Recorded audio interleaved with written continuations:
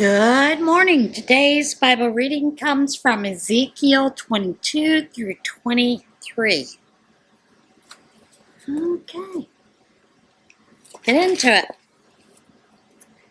God's message came to me. Son of man, are you going to judge this bloody city or not? Come now, are you going to judge her? Do it. Face her with all her outrageous obscenities. Tell her, this is what God the Master says. You're a city murderous at the core, just asking for punishment. You're a city obsessed with no God idols, making yourself filthy. In all your killing, you've piled up guilt. In all your idol making, you've become filthy. You've forced a premature end to your existence. I'll put you on exhibit as the scarecrow of nations, the world's worst joke. From far and near, they'll deride you as infamous in filth, notorious for chaos. Your leaders, the princes of Israel among you, compete in crime. You're a community that's insolent to parents, abusive to outsiders, oppressive against orphans and widows. You treat my holy things with contempt and desecrate my Sabbaths. You have people spreading lies and spilling blood, flocking to the hills, to the sex shrines, and fornicating unrestrained. Incest is common. Men force themselves on women regardless of whether they're ready or willing. Sex is now anarchy. Anyone is fair game, neighbor, daughter-in-law, sister. Murder is for hire. Usury is rampant. Extortion is commonplace. And you've forgotten me. Decree of God, the Master. Now look, I've clapped my hands, calling everyone's attention to your rapacious greed and your bloody brutalities. Can you stick with it? Will you be able to keep at this once I start dealing with you? I, God, have spoken.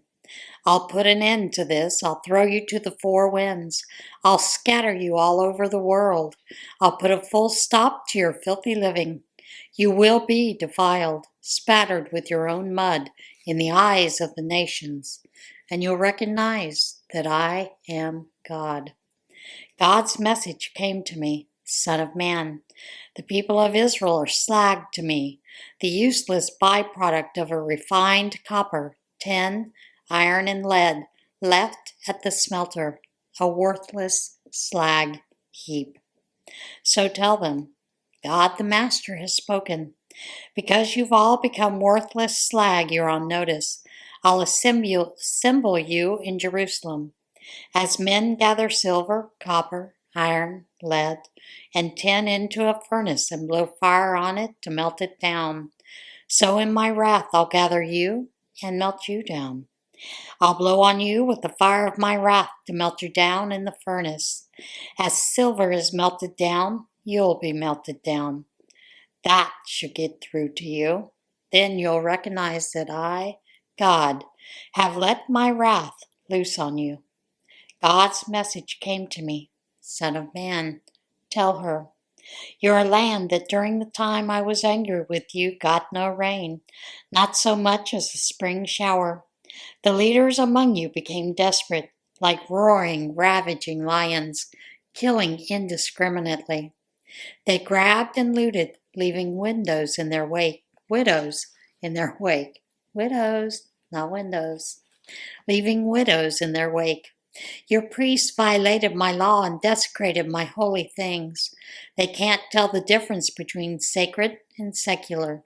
They tell people there is no difference between right and wrong.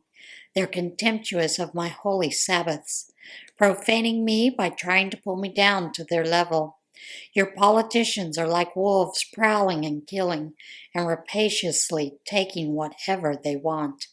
Your preachers cover up for the politicians by pretending to have received visions and special revelations. They say, this is what God, the Master, says, when God hasn't said so much as one word.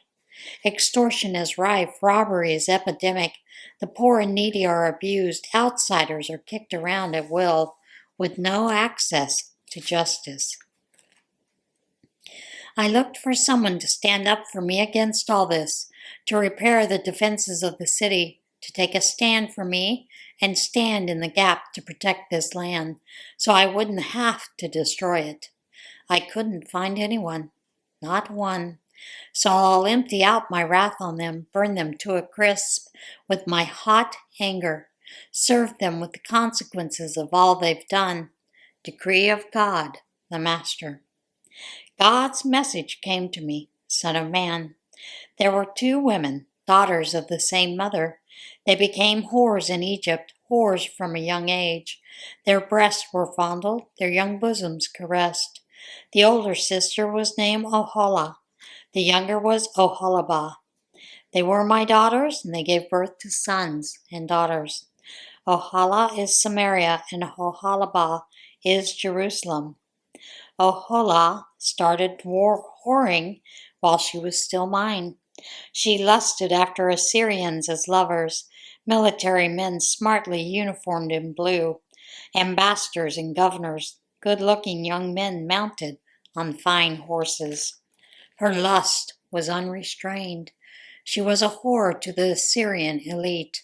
She compounded her filth with the idols of those to whom she gave herself in lust. She never slowed down. The whoring she began while young in Egypt, she continued, sleeping with men who played with her breast and spent their lust on her. So I left her to her Assyrian lovers, for whom she was so obsessed with lust. They ripped off her clothes, took away her children, and then the final indignity killed her. Among women, her name became shame, history's judgment on her. Her sister Oholibah saw all this, but she became even worse than her sister in lust and whoring, if you can believe it. She also went crazy with lust for Assyrians, ambassadors and governors, military men smartly dressed and mounted on fine horses, the Assyrian elite. And I saw that she had also become incredibly filthy. Both women followed the same path, but Oholibah surpassed her sister.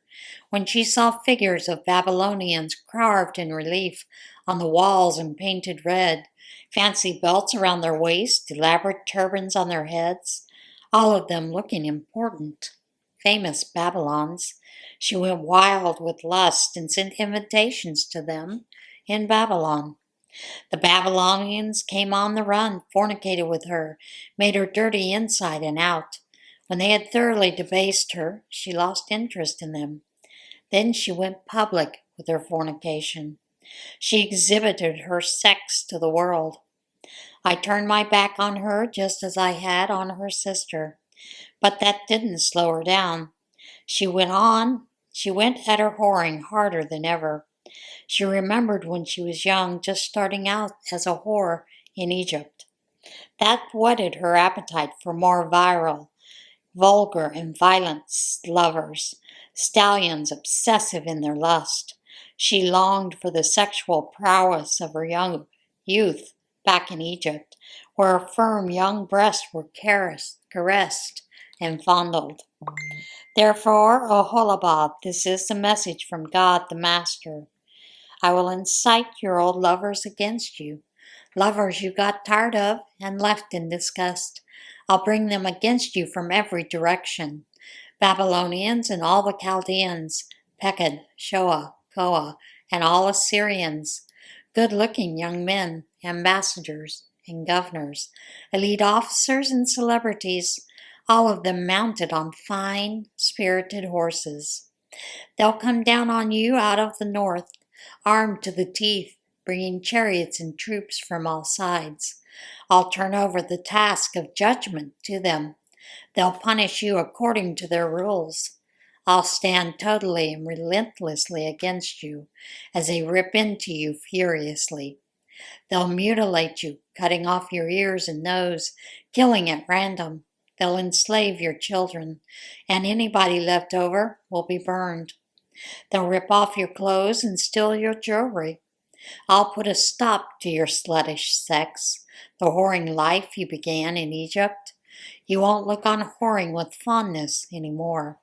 You won't look You won't think back on Egypt with stars in your eyes. A message from God the Master.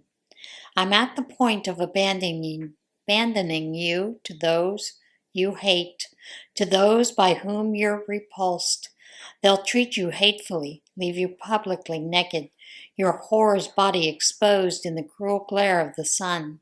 Your sluttish lust will be exposed. Your lust has brought you to this condition because you whored with pagan nations and made yourself filthy with their no-God idols. You copied the life of your sister. Now I'll let you drink the cup she drank. This is the message of God, the Master. You'll drink your sister's cup, a cup canyon deep and ocean wide. You'll be shunned and taunted as you drink from that cup, full to the brim. You'll be falling down drunk and the tears will flow as you drink from the cup, titanic with terror. It's the cup of your sister Samaria. You'll drink it dry, then smash it to bits and eat the pieces, and end up tearing at your breast.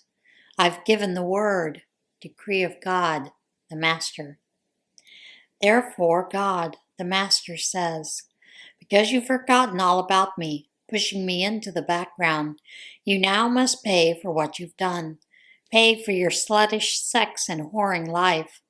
Then God said to me, Son of man, will you confront Ohala and Oholabah with what they've done? Make them face their outrageous obscenities? Obscenities ranging from adultery to murder? They committed adultery with their no-God idols, sacrificed the children they bore me in order to feed their idols.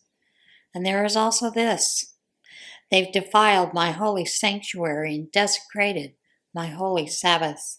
The same day that they sacrificed their children to their idols, they walked into my sanctuary and defiled it.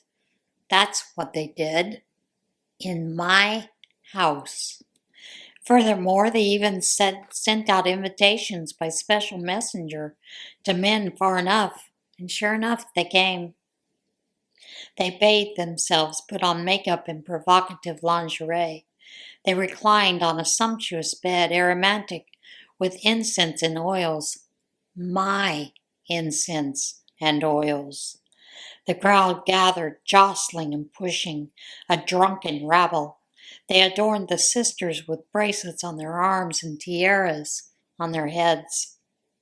I said, she's burned out on sex, but that didn't stop them. They kept banging on our doors night and day as men do when they're after a whore. That's how they used Ohala and Oholabah, the worn-out whores. Righteous men will pronounce judgment on them, giving out sentences for adultery and murder. That was their life work, adultery and murder. God says, let a mob loose on them, terror, plunder. Let the mob stone them and hack them to pieces, kill all their children, burn down their houses. I'll put an end to sluttish sex in this country, so that all women will be well warned and not copy you. You'll pay the price for all your obsessive sex. You'll pay in full for your promiscuous affairs with idols, and you'll realize that I am God, the Master. And that is it for today's Bible reading. As always, get in touch with God today, and I'll see you again tomorrow.